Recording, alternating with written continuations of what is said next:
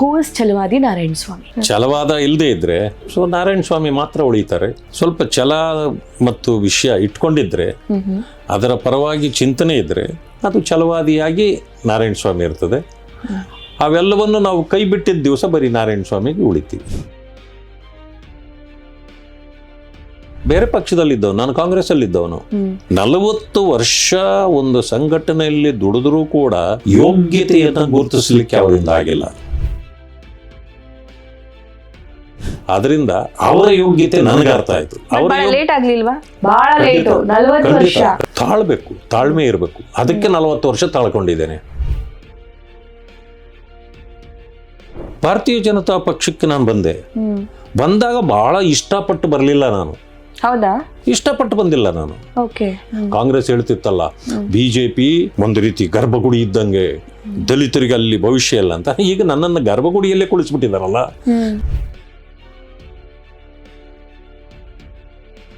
Sir ನಮಸ್ಕಾರ, ಕಾರ್ಯಕ್ರಮಕ್ಕೆ ಸ್ವಾಗತ. ನಮಸ್ಕಾರ. ಹೇಗಿದ್ದೀರಿ? ಚೆನ್ನಾಗಿದ್ದೇನೆ. ಏನ್ ನಡೀತಾ ಇದೆ ಸರ್? ಹೇಗಿದೆ ತಯಾರಿ, ಮುಂದಿನ ತಯಾರಿಗಳು? ಪ್ರಾರಂಭ ಆಗಿದೆ. ಓಕೆ. ದೇಶ ಮೊದಲು ಅಲ್ವೇ? ಹೌದು. ದೇಶದ ಹಿತದೃಷ್ಟಿಯಿಂದ ಇಡೀ ದೇಶವಾಸಿಗಳು ಸೇರಿ ದೇಶವನ್ನು ಸುಭದ್ರವಾಗಿಡಬೇಕು.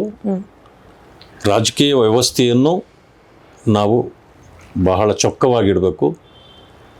ಅದರ ಮೂಲಕ ದೇಶವಾಸಿಗಳಿಗೆ ನೆಮ್ಮದಿ ಸಿಗಬೇಕು.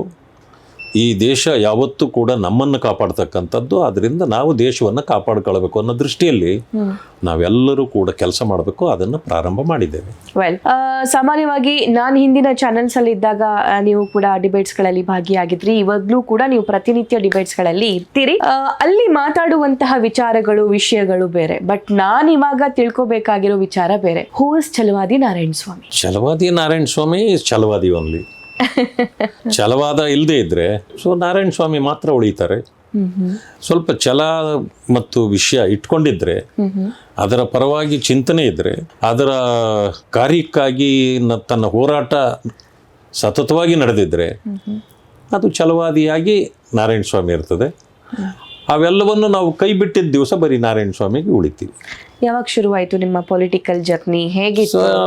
77-78 ಅಲ್ಲೇ ನನ್ನ ರಾಜಕೀಯ ಪ್ರವೇಶ. ಆವತ್ತಿನಿಂದಲೂ ಕೂಡ ಸತತ ಪ್ರಯತ್ನದ ಕಾರಣ ಇವತ್ತು ಈ ಮಟ್ಟಕ್ಕೆ ನಾನು ಬಂದು ತಲುಪಿದ್ದೇನೆ. ಇದು ಶ್ರಮದ ಫಲವೇ ಹೊರತು ಹಣೆ ಬರಹ ಅಲ್ಲ, ಅಥವಾ ಯೋಗ್ಯತೆ ಇದು ಯೋಗದ ಫಲ ಅಲ್ಲ, ಶ್ರಮದ ಫಲ. ಅದರಿಂದ ಯೋಗ್ಯತೆ ಇದ್ರೆ ಎಲ್ಲಾದರೂ ಸಕ್ಸಸ್ ಆಗ್ಬೋದು ಅನ್ನೋದಕ್ಕೆ ಇದೊಂದು ನಿದರ್ಶನ. ವಿಶೇಷತೆ ಏನಂತಂದ್ರೆ, ನಾನು ಬೇರೆ ಪಕ್ಷದಲ್ಲಿದ್ದವನು, ನಾನು ಕಾಂಗ್ರೆಸ್ ಅಲ್ಲಿದ್ದವನು. 40 ವರ್ಷ ಒಂದು ಸಂಘಟನೆಯಲ್ಲಿ ದುಡಿದ್ರೂ ಕೂಡ ಯೋಗ್ಯತೆಯನ್ನು ಗುರುತಿಸಲಿಕ್ಕೆ ಅವರಿಂದ ಆಗಿಲ್ಲ. ಯಾಕಂದ್ರೆ ಅಲ್ಲಿ ಒಂದು ರೀತಿಯ ಗುಲಾಮಗಿರಿ. ನಾನು ಕೇಳೋ ಪ್ರಶ್ನೆಗೆ ನೀವೇ ಆಲ್ರೆಡಿ ಉತ್ತರ ಕೊಡ್ತಾ ಇದ್ದೀರಿ. ನಾನು ಸ್ವಲ್ಪ ಮುಂದಕ್ಕೆ ಯೋಚನೆ ಮಾಡ್ತೀನಿ. ನೀವೇನೆಲ್ಲ ಕೇಳುವಾಗ ನನಗೆ ಗೊತ್ತಾಗುತ್ತೆ. ಮೈ experience is so high. I know sir, I know. ಅದರಿಂದಾಗಿ ನೀವು ಮುಂದೇನು ಕೇಳಬೇಕು ಅಂತ ನಾನೇ ಹೇಳ್ಬಿಡ್ತೀನಿ. ಹಾಗಾಗಿ 40 ವರ್ಷಗಳ ಕಾಲ ನಾನು ಒಂದು ಸಂಘಟನೆಯಲ್ಲಿ ಕೆಲಸ ಮಾಡಿದ್ರು ಕೂಡ ನನ್ನ ಯೋಗ್ಯತೆ ಅವ್ರಿಗೆ ಅರ್ಥ ಆಗ್ಲಿಲ್ಲ. ಅದರಿಂದ ಅವರ ಯೋಗ್ಯತೆ ನನಗೆ ಅರ್ಥ ಆಯ್ತು. ಲೇಟ್ ಆಗ್ಲಿಲ್ವಾ? ಬಹಳ ಲೇಟು, 40 ವರ್ಷ. ಖಂಡಿತ. ಯಾಕೆಂದ್ರೆ ಯಾವುದೇ ಒಬ್ಬ ವ್ಯಕ್ತಿಗೆ ಇಲ್ಲಿಂದ ಅಲ್ಲಿಗೆ, ಅಲ್ಲಿಂದ ಇಲ್ಲಿಗೆ ಆರುವ ಇದು ಇರಬಾರ್ದು. ಅದು ಮಂಗನಾಟ ಆಗತ್ತೆ. ಆದ್ರೆ ತಾಳ್ಮೆ ಇರಬೇಕು. ಅದಕ್ಕೆ 40 ವರ್ಷ ತಾಳ್ಕೊಂಡಿದ್ದೇನೆ. ಒಂದು ತಾಳ್ಮೆಯ ಕಟ್ಟಿಯು ಒಂದು ಸಂದರ್ಭದಲ್ಲಿ ಹೊಡೆದೋದ್ರೆ ಏನೊಂದು ತೀರ್ಮಾನ ತಗೊಳ್ಬೋದು. ಆ ತೀರ್ಮಾನವನ್ನೇ ನಾನು ತಗೊಂಡೆ. ಆದರೆ ಭಾರತೀಯ ಜನತಾ ಪಕ್ಷಕ್ಕೆ ನಾನು ಬಂದಾಗ ಬಹಳ ಇಷ್ಟಪಟ್ಟು ಬರಲಿಲ್ಲ ನಾನು. ಹೌದಾ? ಇಷ್ಟಪಟ್ಟು ಬಂದಿಲ್ಲ ನಾನು. ಓಕೆ. ನನಗೆ ಏನಪ್ಪ ಭಾರತೀಯ ಜನತಾ ಪಕ್ಷಕ್ಕೆ ಏನೆಲ್ಲ ಹೇಳ್ತಾರೆ, ದಲಿತ ವಿರೋಧಿ ಅಂತಾರೆ, ಆಮೇಲೆ ಅಂಬೇಡ್ಕರ್ ವಿರೋಧಿ ಅಂತಾರೆ, ಸಂವಿಧಾನ ವಿರೋಧಿ ಅಂತಾರೆ, ಸಂವಿಧಾನ ತೆಗೆದು ಬಿಡ್ತೀವಿ ಅಂತಾರೆ, ಈ ಕಡೆ ಮೀಸಲಾತಿಯನ್ನು ತೆಗೆದು ಬಿಡ್ತಾರೆ ಅಂತ ಹೇಳ್ತಾರೆ. ಇಂಥ ಪಕ್ಷಕ್ಕೆ ನಾನು ಹೋದ್ರೆ ಹೆಂಗೆ, ನಾವು ಒಬ್ಬ ದಲಿತ ಆಗಿ ಅಂತೆಲ್ಲ ನನ್ನ ಬಗ್ಗೆ ಅದೇ ಅನುಮಾನಗಳು ನನಗೂ ಇದ್ವು. ಆದ್ರೆ ಏನ್ ಮಾಡೋದು, ಒಂದು ತೀರ್ಮಾನಕ್ಕೆ ಬಂದ್ಬಿಟ್ಟಿದ್ದೆ. ಆಯ್ತು ಹೋಗ್ಬಿಡೋಣ, ಆಮೇಲೆ ನೋಡೋಣ ಅಂತ. ಹೆಂಗ್ ಗೊತ್ತಾ ಇದು, ನೀವು ಸಣ್ಣ ವಯಸ್ಸಿನವರು, ನಾವು ನೋಡ್ತಿರ್ತೀವಿ, ನಾವು ಕಾಲೇಜ್ ಓದುವಾಗೆಲ್ಲ ಇದು ಅನುಭವ ಇದೆ ನಮಗೆ. ಮದುವೆ ವಯಸ್ಸು ಬಂದಾಗ ಹುಡುಗ ಹುಡುಗಿ ಮೊದಲೇ ಮಾತಾಡ್ಕೊಂಡು ಲವ್ ಮಾಡ್ಕೊಂಡು ಇದಾಗ್ತಾರೆ. ಆದಮೇಲೆ ಅವರಿಬ್ಬರಿಗೂ ಅರ್ಥ ಆಯಿತು ಒಬ್ರಿಗೊಬ್ರು.